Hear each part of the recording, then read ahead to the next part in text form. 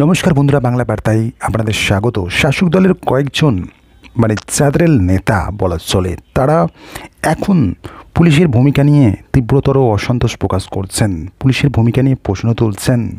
পুলিশের ভূমিকায় খামতি রয়েছে সেই বিষয়ে তারা তীব্র সমালোচনা করছেন এবং এই সমালোচনা এতটা জোরালো যে বিগত দিনে যে সমস্ত অভিযোগ সামনে রেখে বিরোধীরা সরব হয়েছে, পুলিশের ভূমিকা নিয়ে সমালোচনা করেছেন, সেই বিরোধীদের সমালোচনাকেও হার মানিয়ে দেয় এই বর্তমানে যে সমস্ত শাসক দলের নেতারা পুলিশের ভূমিকা নিয়ে অসন্তুষ্ট প্রকাশ করছেন। তার মধ্যে যেমন রয়েছে ফিরহাদ হাকিম থেকে শুরু করে সৌগত রায়। তো এই সমস্ত ঘটনা পুলিশের ভূমিকা নিয়ে হঠাৎ কেন শাসক দলের নেতারা এত ক্ষুব্ধ, এত নারাজ হয়ে পড়লেন? তো আমরা তো জানি এই যে সাম্প্রতিককালে একজন শাসক দলের নেতার ওপর হামলা হলো, কসবার কাউন্সিলর সুশান্ত ঘোষের ওপর হামলা হলো। তার হামলার ঘটনা যখন ঘটলো তখন এই শাসক দলের নেতাদের টনক নড়ে গেল। তাদের তো এই বিষয়টাও দেখা দরকার, এতদিন তারা কোথায় ছিলেন? যখন পুলিশের ভূমিকা নিয়ে বিভিন্ন ঘটনা যখন ঘটছে, যখন বিরোধীরা সরব হচ্ছে, তখন তাদের টনক নড়ল না। হঠাৎ করে যখন তাদের একজন নেতার ওপর হামলা হলো তখনই তাদের টনক নড়ে গেল। এটাও তো এখন প্রশ্ন। তাহলে এতদিন তারা কি করছিল? এতদিন তাদের মনে হয়নি পুলিশের ভূমিকায় খামতি রয়েছে বা পুলিশের বিরুদ্ধে যে দাবিটা তারা তুলছে সে দাবিটা কি তখন তুলতে পারতো না যদি অ্যাকচুয়াল তারা এই বিষয়ে সচেতন থাকতো বা অবগত ছিল? এখন যখন তাদের নেতার উপর হামলা হলো তখন তারা পুলিশের বিরুদ্ধে সরব হচ্ছে। বিষয়টি এরকম, এতদিন অন্যের পিঠ দেওয়ালে ঠেকে যাচ্ছিল, সেটা তারা দেখছিল দাঁড়িয়ে দাঁড়িয়ে। যখন নিজের পিঠ দেওয়ালে ঠেকে গেল তখন তাদের টনক নড়ল। তো এই সব ঘটনা যখন ঘটছে, এই সমস্ত কিছুর মাঝেই শাসক দলের একজন নেতা, জাতীয় নেতা বলা চলে হুমায়ুন কবির, তিনি একটা বড় দাবি রাখছেন শাসক দলের সেনাপতিকে নিয়ে। তিনি তো বিগত দিনে আমরা দেখেছি শাসক দলের সেনাপতিকে তিনি উপমুখ্যমন্ত্রী করা হোক এমন একটা দাবি তুলেছিল এবং তারপর আবার একটা দাবি তুললেন। কি তুললেন? আমরা জানি রাজ্যের মুখ্যমন্ত্রী, তিনি যেমন মুখ্যমন্ত্রী রয়েছেন, সাথে এই যে স্বরাষ্ট্র দপ্তরের দায়িত্ব তার হাতেই রয়েছেন, তিনি পুলিশ মন্ত্রীও।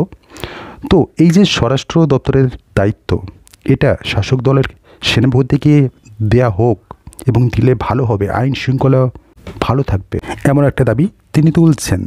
তিনি এমনটা বলছেন আগামী যে ভোট রয়েছে সেখানে মুখ্যমন্ত্রী এবং সেনাপতির নেতৃত্বেই তারা লড়াই করবে এবং চতুর্থবারের জন্য যদি তারা মুখ্যমন্ত্রী হিসাবে মমতাই ফিরে আসে তাহলে তার ডেপুটি হিসাবে এই সেনাপতির নামটা তারা দাবি রাখছে, তাকে যেন ডেপুটি হিসাবে রাখা হয়। সেই সঙ্গে এই সেনাপতিকে পুলিশ মন্ত্রী হিসাবেও তারা দেখতে চাইছে। তো এই নেতা যে দাবিগুলো করছে যে যদি এই সেনাপতি পুলিশ মন্ত্রী হন তাহলে কি হবে, রাজ্যে আরও আইন শৃঙ্খলা পরায়ণ হবে, রাজ্যে অনাকাঙ্ক্ষিত যে ঘটনাগুলো এখন ঘটছে সেখানে নিশ্চয়ই প্রশাসনের খামতি রয়েছে, সেই সমস্তগুলো থাকবে না, এমনটাই আশাবাদী এই শাসক দলের নেতা হুমায়ুন কবির। যদি আমরা বিগত দিনে ঘুরে দেখি তাহলে কুণাল ঘোষের একটা পোস্ট করেছিলেন এই শাসক দলের সেনাপতির জন্মদিনে। তিনি কি বলেছিলেন? তিনি এই সেনাপতিকে পরবর্তী মুখ্যমন্ত্রী হিসাবে বা মুখ্যমন্ত্রীর মুখ হিসাবেই সরাসরি প্রকাশ্যে দাবি করেছিলেন যে হবু মুখ্যমন্ত্রী হতে চলেছে অভিষেক বন্দ্যোপাধ্যায়। সাথে একই সুর শোনা গিয়েছিল সৌগত রায়ের গলায়। তো এই যে শাসক দলের নেতা হুমায়ুন কবির যখন সেনাপতিকে পুলিশ মন্ত্রী হিসাবে দেখতে চায়, এই সমস্ত কথা বলছে, তখন বিরোধীদের পক্ষ থেকেও পাল্টা প্রশ্ন এসেছে বা পাল্টা জবাব এসেছে যে এই যে পুলিশ যদি শৃঙ্খলা পরায়ণ হয়, এই সেনাপতিকে যদি দায়িত্ব দেওয়া হয়, যদি দায়িত্ব পরায়ণ হয়, তাহলে তো সর্বপ্রথম যিনি বলছেন তাকেই গ্রেপ্তার করা উচিত।